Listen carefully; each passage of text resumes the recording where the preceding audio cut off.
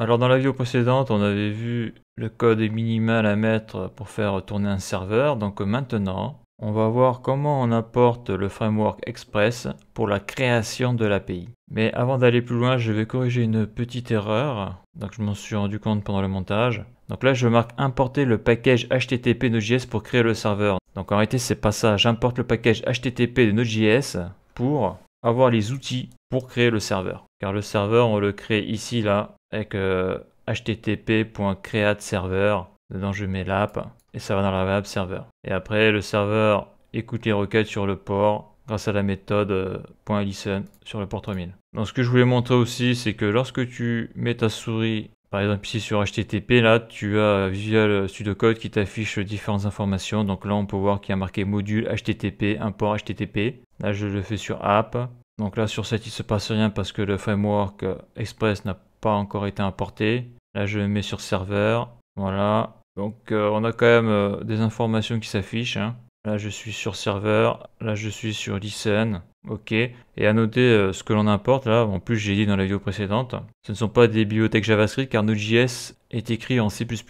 Voilà. Donc, par contre, ce qu'on utilise, c'est les fonctions qui ont été écrites. Donc, les outils qu'il y a dans Node.js. Donc, ça, c'est bon. Donc là, je vais aller sur le fichier app.js. Donc ça, je vais le supprimer, ça sert à rien. Donc app.js, donc c'est là où il y aura l'application gère toutes les requêtes envoyées vers le serveur. Ça veut dire que lorsque le front, donc le site internet, le client là, enverra une requête sur la web API, eh bien toutes les requêtes seront obligées donc de passer déjà par le fichier serveur, mais après ça ira directement dans le fichier application. Ça veut dire quoi? Ça veut dire que s'il faut aller sur la base de données, quoi qu'il arrive, tout passera par le fichier app.js. Ça n'ira pas directement sur la base de données. C'est ça que ça veut dire. Donc pour faire une web API, il faut utiliser un framework, donc Express. Donc si on va sur devdocs.io, ils te disent que Express, donc c'est pour créer une application Express. Donc créer une application Express, la fonction Express est une fonction de premier niveau exportée par le module Express. Alors on a pas mal d'informations dessus. D'ailleurs sur Express, ici on a un guide. Donc le routing, différentes informations. Donc bien sûr, tout ça, c'est en anglais. Mais voilà, donc de l'information sur la documentation, il y en a des kilomètres. Après, le problème, c'est de trouver la bonne information. Et puis aussi de la comprendre, car il y a des documentations pour les comprendre. S'il n'y a pas un tuto YouTube, c'est un peu chaud, quoi. Donc pour emporter Express, eh bien, il va falloir aller sur NPM. Express est un framework pour Node.js. Et donc, j'ai écrit là qu'il est utilisé pour faire une web API car il y a des méthodes utilitaires HTTP et des middleware à disposition qui rendent la création d'une API plus rapide et plus facile. Donc, NPM, donc c'est quelque chose qui est tout le temps utilisé. Donc, ça veut dire Node Package Manager. Donc, NPM est le gestionnaire de paquets officiel de Node.js. Et lorsque tu installes Node.js, NPM fait partie de l'environnement et donc automatiquement installé par défaut. D'ailleurs, c'est écrit ici là. Améliorer votre développement JavaScript. Donc là, si je marque Express dans le moteur de recherche, là je clique sur Popularity. Donc là, il y a marqué Fast, donc rapide. Donc c'est marrant, mais ils traduisent le framework par cadre web. Donc ça se traduit pas. Hein. Autant il y a beaucoup de choses que je mets au français, mais il y a des choses que je ne mets pas en français comme framework, c'est un terme technique. Donc il est rapide, il n'y a pas d'opinion, il est minimaliste, c'est un framework web. Donc si je clique dessus, là j'ai le framework Express. On peut voir que sur les 7 derniers jours, il a été téléchargé 10 millions de fois sur les 7 derniers jours. Donc c'est quand même énorme. Donc à noter que c'est ça qui est intéressant avec l'informatique, c'est que quel que soit l'endroit où tu te trouves sur la planète, le framework Express c'est le même partout. Donc c'est pour ça qu'il y a 10 millions de téléchargements par semaine. Car à chaque fois là qu'on va vouloir faire par exemple une web API, eh bien, il va falloir importer Express. Et Express, lorsqu'on va l'importer, il va se télécharger donc par le biais de NPM. Donc là, on le voit, là, il y a le code de base, là, donc on le voit, on require Express. Après, on crée une variable app, dedans on met la fonction Express. Et après, là, voilà, on a un code basique, là. Donc on va le faire, hein. Donc je vais le faire, on va voir ce que ça donne. Et après, donc là, on a différentes informations. Donc là, c'est pareil, hein, Express. Donc website et documentation, je clique dessus. Donc là, tu as toute la documentation Express. Donc on va vite voir qu'il y a des documentations, il y en a un paquet, quoi. Donc là, on a le Getting Started pour démarrer vite, le guide, l'API référence, les ressources, voilà. Donc avant d'aller plus loin, donc c'est pour créer une application Express.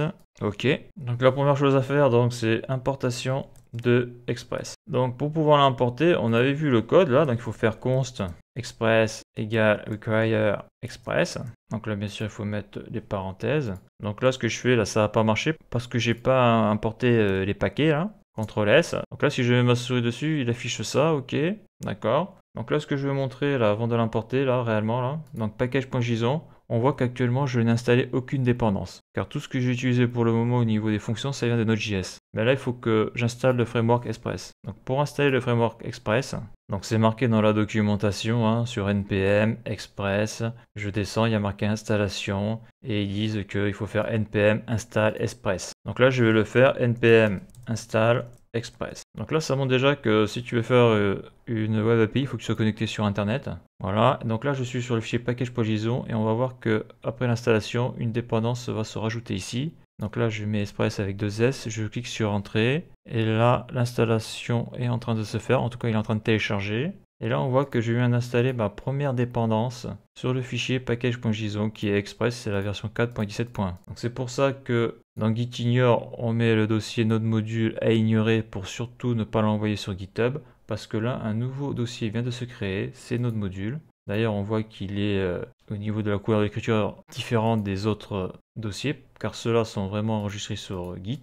Donc voilà le node module. Donc c'est un dossier qui peut devenir extrêmement gros, hein, c'est-à-dire qu'il peut y avoir des centaines de milliers de petits fichiers à l'intérieur. Et ça, c'est rigolo à voir, c'est lorsque l'on développe en local sur son PC, lorsque l'on fait une suppression donc, du dossier où il y a le programme, et bien même sur un SSD NVMe, ça prend plusieurs dizaines de secondes. C'est lent, très lent, parce que c'est des tout petits fichiers. Donc voilà, donc à l'intérieur, il y a le framework Express avec tous les modules qui sont nécessaires à son bon fonctionnement. Donc je me remets sur app.js, voilà. Là si je fais npm express-v pour version, donc j'ai bien la 6.14.10. Donc là j'ai envie de faire un petit console log de Express. On va voir ce qu'il y a à l'intérieur. Donc là je clique ici, je fais Maj Alt et flèche vers le haut. Je voulais le mettre en haut, tant pis. Donc là je mets ici Alt et la flèche vers le haut. Ok, donc il veut pas monter. Voilà, donc là c'est bon. Donc là ce que je vais rajouter c'est un commentaire, un contenu Express. Donc on va voir ce qu'il y a dedans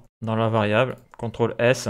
Donc là si je fais node serveur, ça devrait planter. Voilà, ça plante. Pourquoi? Parce que donc en faisant node serveur, je lance le fichier server.js, mais le app.set is not a function. Je l'ai pas encore mis là, le point app, la fonction n'a pas été créée. Par contre, ce que je peux faire, c'est ça, c'est node espace app.js, juste pour voir ce qu'il y a à l'intérieur. Donc là, ça marche, hein, parce que là, pour le moment, la base de la web API n'est pas encore fonctionnelle. Donc là, on voit quand même tout ce qu'apporte le framework Express. Donc ça commence ici, fonction create application, là on voit tout ce qu'il y a là. Là, les requests, là on a toutes les requests, ok. Là on a le response, server response, status, JSON, set, get, donc il y a pas mal de trucs. Là on a tout ce qui est routeur, param, handle, process param. Donc là, pareil, là on a les méthodes post, tout ça, ok.